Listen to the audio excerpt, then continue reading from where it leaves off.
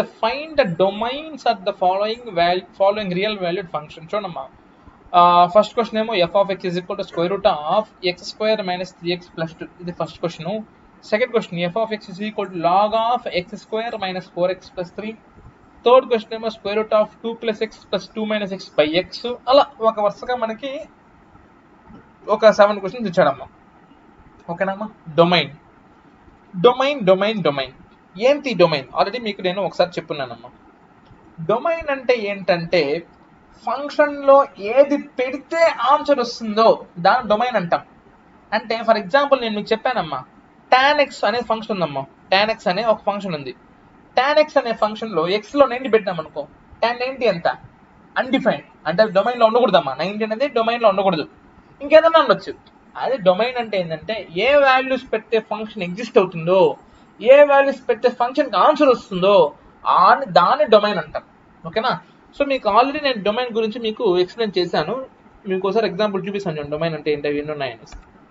చూడండి ఇక్కడ చూడండి.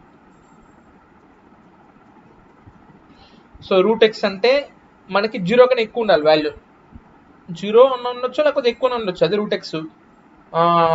లాగ్ ఎక్స్ అంటే అది కూడా అంతే, 0 కూడా ఉండకూడదు. దానికి 0 to ఇన్ఫినిటీ అంటే పాజిటివ్ వాల్యూస్ మాత్రమే ఉండాలి. సో ఇలాగ మనకి కొన్ని ఇచ్చారన్నమాట.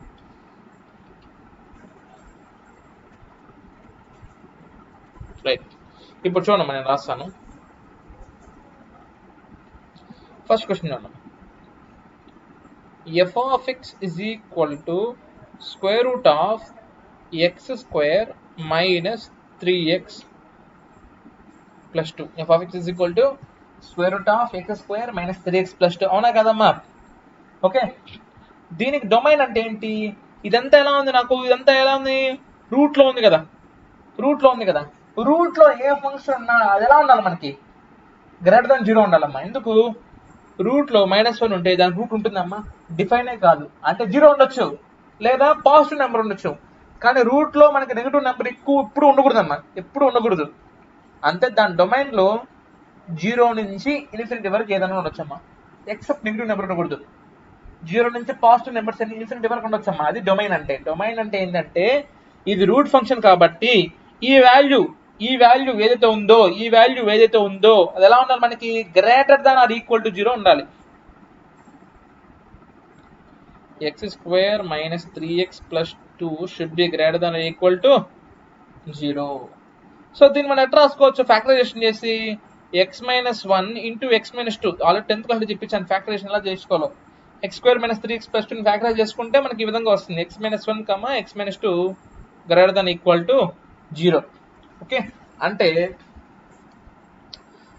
రెండు ఫంక్షన్స్ గ్రేటర్ దాన్ 0 అవ్వాలంటే ఇది గ్రేటర్ ఉండాలి, ఇదే గ్రేటర్ ఉండాలి. కాబట్టి therefore x minus 1 should be greater than equal to 0 and x minus 2 should be greater than equal to 0. అంటే x greater than equal to 1 and x greater than equal to 2.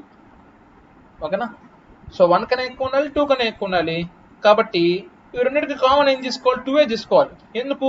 ఇప్పుడు 1 కన్నా ఎక్కువ అనుకున్నాను అనుకో, మనం 1 to infinity రాయొచ్చు. నేను 1 to infinity రాయొచ్చు, ఇన్ఫినిటీ. ఇక్కడ 2 to infinity రాయొచ్చు. ఇక్కడేమో 1 to infinity రాయొచ్చు, ఇక్కడేమో 2 to infinity రాయొచ్చు. కానీ దీనిలో పెద్ద నెంబర్ ఏది? 2 తీసుకోవాలి. ఎందుకంటే ఫర్ సపోజ్ 1 ఇక్కడ పెట్టామనుకో అమ్మ, నేను 1 minus 2 ఏమవుతుంది నాకు? -1 లెస్ దాన్ 0 అయిపోతుంది కదా. కాబట్టి 1 పెట్టకూడదు.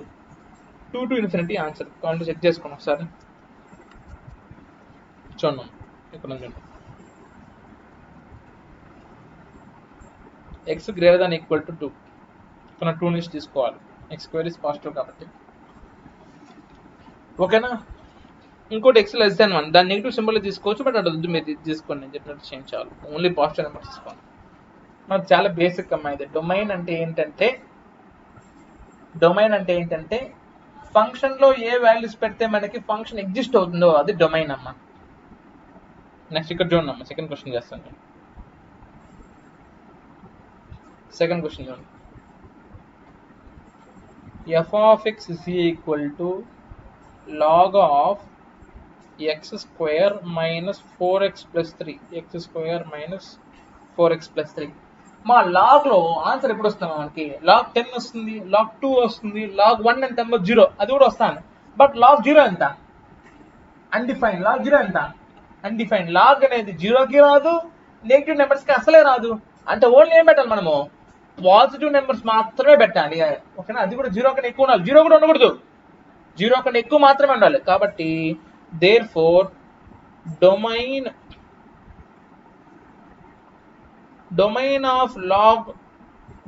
ఆఫ్ లాగ్ ఏ అనుకోండి. ఏ ఎలా ఉండాలమ్మా మనకి, a should be greater than zero ఉండాలి, a should be greater than zero ఉండాలి. అవునా కదా, అవునా కదా. ఇప్పుడు లాగ్ లో ఏముంది మనకి, X square minus 4x plus 3 కదా. సో అదే ఉండాలి మనకి, గ్రేటర్ దెన్ జీరో ఉండాలి. So there four x square minus 4x plus 3 should be greater than zero. So దీన్ని సాల్వ్ చేసుకుంటే మనకి ఏమొస్తుందంటే, సో 1 3 3 కాబట్టి దీని అట్లా రాసుకోవచ్చు నేను, x square minus 1x minus 3x plus 3 అంటే x into x minus 1 minus 3 into x minus 1 x minus 3 into x minus 1. So ఇది x minus 3 into x minus 1 greater than zero అంటే రెండు గ్రేటర్ దెన్ జీరో అయిండాలి.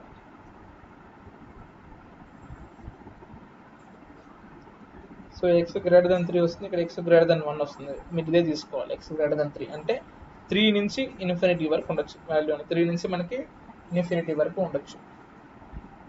ఓకేనమ్మా, అర్థమైందా. Domain అంటే ఫంక్షన్లో ఏది పెడితే మనకు ఆన్సర్ వస్తుందో దాన్ని మనం డొమైన్ అంటాం. సో థర్డ్ క్వశ్చన్ చూపిస్తాను చూడమ్మా. Root of 2 plus X plus root of 2 minus X by X.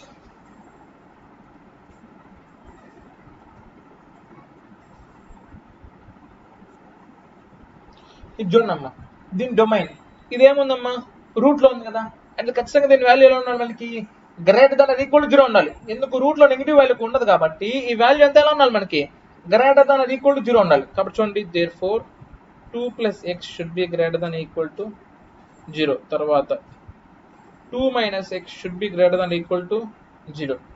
And డినామినేటర్లో మనకి ఏముందమ్మా, ఎక్స్. డినామినేటర్లో ఏముంది మనకి, ఎక్స్. ఒకవేళ డినామినేటర్ లో జీరో ఉందనుకోండి అమ్మా, ఆన్సర్ ఏమవుద్దమ్మా, ఎనీథింగ్ బై జీరో ఏమవుద్ది, అన్డిఫైన్. ఎనీథింగ్ బై జీరో ఎందుకు, 1/0 ఎంత అన్డిఫైన్. డినామినేటర్ ఎప్పుడు జీరో ఉండకూడదమ్మా. కాబట్టి ఇక్కడ ఎక్స్ ఉండాలి, ఏముండాలి, X not equal to zero ఉండాలి. అది పాజిటివ్ ఉండొచ్చు లేకపోతే నెగిటివ్ ఉండొచ్చు, జీరో మాత్రం ఉండకూడదు. కాబట్టి x should not be equal to zero. ఇక్కడేమో 2 plus x greater than zero, ఇక్కడేమో 2 minus x greater than equal to zero, ఇక్కడేమో x not equal to zero. చూడండి ఎలా రాస్తాను చూడండి, 2 plus x greater than zero అంటే ఎక్స్ గ్రేటర్ దెన్ ఏమొస్తుంది నాకు, -2. ఇక్కడ మైనస్ ఎక్స్ గ్రేటర్ దాన్ -2, మనం మైనస్ మల్టిప్లై చేసుకుంటే ఇక్కడ ప్లస్ ఎక్స్ అవుతుంది, సింబల్ మారిపోద్ది మైనస్ మల్టిప్లై చేసుకుంటే, less than or equal to +2 అవుతుంది. ఇక్కడేమో ఈ 2 అవతల పోద్దమ్మా, మైనస్ ఎక్స్ గ్రేటర్ దాన్ -2 అవుతుంది. కానీ మనకు అనుకోవాల్సిన ఎక్స్ కాబట్టి మైనస్ ఉంటుంది కాబట్టి మైనస్ మల్టిప్లై చేస్తాను. ఎప్పుడైతే మైనస్ మల్టిప్లై చేస్తానో నాకు ఈ greater than equal to symbol అనేది less than or equal to అయిపోతుంది. So x less than or equal to 2, ఇక్కడ x not equal to 0. So ఈ మూడు కామన్ గా, ఇక్కడేమో ఎక్స్ గ్రేటర్ దాన్ -2, ఇక్కడేమో ఎక్స్ లెస్ దాన్ 2, ఇక్కడేమో ఎక్స్ నాట్ ఈక్వల్ టు 0. దీన్ని చూడడం ఎలా రాస్తాను, నెంబర్ లైన్ రాస్తాను చూడండి. ఎక్స్ గ్రేటర్ దాన్ -2 అంటమ్మా, అంటే -2, -1, 0, 1, 2, 3 అలా ఉండొచ్చు. గ్రేటర్ దాన్ అంటే ఇక్కడ నుంచి ఇదంతా వస్తుంది ఇన్ఫినిటీ వరకు. ఇక్కడ ఎక్స్ లెస్ దాన్ 2 అంట, అంటే ఖచ్చితంగా ఎలా ఉండాలి మనకి, 2 లోపలే ఉండాలి, అంటే ఈ పార్ట్ మాత్రమే వస్తుందమ్మా. అర్థమైంది, డొమైన్ ఎలా కనుక్కోవాలి, 2-3 ఆన్సర్లు వస్తే మూడింటికి కామన్ గా ఉంటే కనుక్కోవాలి. చూడండి, -2 టు ఇన్ఫినిటీ అంటే ఈ మొత్తం వస్తుంది, కానీ ఇక్కడ ఏముంది, ఎక్స్ లెస్ దాన్ 2 అన్నాడు కదా, అంటే 2 నుంచి టూ లోపలే వస్తుంది అనమాట. అంటే మనకి రేంజ్ వచ్చి -2 to 2 but not equal to 0, అంటే -2 to 2 -0 అని రాసుకోవచ్చు, లేకపోతే -2 to 0 యూనియన్ 0 to 2 అని కూడా రాసుకోవచ్చు. రైట్, ఈ విధంగా రాసుకోవచ్చు, అంతే అండి. సో ఇది డొమైన్. ఈ విధంగా మీరు మిగతా క్వశ్చన్స్ కూడా చేసుకోవచ్చు. డొమైన్ చాలా ఈజీ అండి, ఓకేనా. సో ఇది మనకి బేసిక్స్ ఆఫ్ ఫంక్షన్స్. సో ఇక్కడతో మనకి ఏంటంటే డొమైన్ రేంజ్ తెలుసుకున్నాం. F plus G, F minus G అవే అలాంటి ఫంక్షన్స్, అంటే ఒక ఫంక్షన్ ఇంకో ఫంక్షన్ యాడ్ చేయడము, ఒక ఫంక్షన్ ఇంకో ఫంక్షన్ సపరేట్ చేయడం, మల్టిప్లై చేయడం, అంటే వాటి ఒక రేంజెస్ మాత్రం మల్టిప్లై చేయాలి. అది ఇంతకుముందు తెలుసుకున్నాం చూడండి. ఒకసారి డీటెయిల్గా మీకు చెప్పేస్తాను చూడండి. ఎస్, ఈ question F plus G, F minus G చేసాం కదా, ఓన్లీ రేంజ్ మాత్రమే మనము ఆపరేషన్ చేసుకోవాలి. తర్వాత సర్కిల్ క్వశ్చన్స్ ఎలా చేసుకోవాలి కూడా చెప్పాను మీకు. సర్కిల్ అంటే of G of F of x, F of x function, F of 2 అంటే x/2 పెట్టాలా, అట్లా సో ఇది డొమైన్ రేంజెస్, ఇది ఇన్వర్స్, ఇది కూడా ఇన్వర్స్ కనుక్కోవడము. మీకు ఇన్వర్స్ కనుక్కోవడం చెప్పా. ఇన్వర్స్ కనుక్కోవడం అంటే ఈక్వల్ టు y చేసుకోవాలి, ఎక్స్కి ఆన్సర్ రాసుకోవాలి, అది ఇన్వర్స్ అయిపోద్ది. సర్కిల్ క్వశ్చన్స్ ఇవన్నీ కూడా. ఇది మామూలు సబ్స్టిట్యూషన్ క్వశ్చన్. ఇది మీకు F circle G circle H ఇది వేసుకోవచ్చు. ఇది సర్కిల్ క్వశ్చన్. ఇది రేంజ్ అంటే ఇక్కడ 1 ఉందనుకో ఎక్స్ బల్ 1 పెట్టండి ఆన్సర్ వస్తుంది. 2 ఉందనుకో 2 పెట్టండి, 3 ఉంటే 3 పెట్టండి, 4 ఉంటే 4 పెట్టండి. ఆ వచ్చే ఆన్సర్లన్నీ కూడా మనకి ఏమవుతాయి రేంజ్ అవుతాయి అనమాట. ఇట్లా 1 పెడతాం, 2 పెడతాం, 3 పెడతాం, 4 పెడతాం. రేంజ్ కనుక్కోవడం చాలా ఈజీ. సో వాడు ఏదైతే వాల్యూస్ ఇస్తాడో ఆ వాల్యూస్ని ఎక్స్బుల్ పెట్టేస్తాం, మనకు ఆన్సర్లు వచ్చేస్తాయి ఆ విధంగా. రైట్, ఇది కూడా రేంజ్ ఫంక్షన్ అనమాట. సో ఇది ఓవరాల్గా మనకి ఫంక్షన్స్ చాప్టరు. డెఫినేషన్స్, డొమైన్ యొక్క ఫార్ములాస్, మెయిన్గా టెగ్నామెట్రీ యొక్క డొమైన్ ఇవన్నీ బై హ్యాట్ చేసుకోవాలమ్మా. పార్ట్ అంతా కూడా బై హ్యాట్ చేసుకోవాలి. ఫర్ ఎగ్జాంపుల్ నేను మీకు sin x డొమైన్ అంటేనే మీరు r అని చెప్పాలి. sin x ఒక రేంజ్ అంటే నాకు -1 to 1 అని చెప్పాలా. tan x ఒక డొమైన్ అంటే r అని చెప్పాలా. tan x ఒక రేంజ్ అంటే -1 to 1 అని చెప్పాలా. cos x అంటే tan x అంటే r - of 2n + 1 π/2 చెప్పాలి. రేంజ్ అంటే r అని చెప్పాలా. Okay, so domain ranges compulsory by heart చేసుకోవాలి, చాలా ఇంపార్టెంట్. ఓకేనా, రైట్, థ్యాంక్ యూ.